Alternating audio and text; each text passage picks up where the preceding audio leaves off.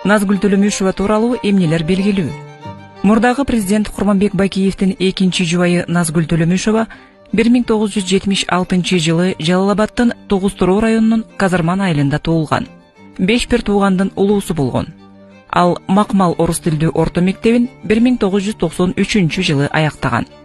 23 жашында Бакиевке турмушка чыккан. Ал учурда Назгүл Ош шаарындагы окуу жайлардын биринде окуган. Эл оозунда мурдагы өлкө башчысы болочок жубайын алгач мектептеги сулуулар конкурсунда көргөнү айтылат. Экөө кийин уул кыздуу болушкан. Учурда кызы Лейла 23 жашта, уулу Данияр 18 жашта.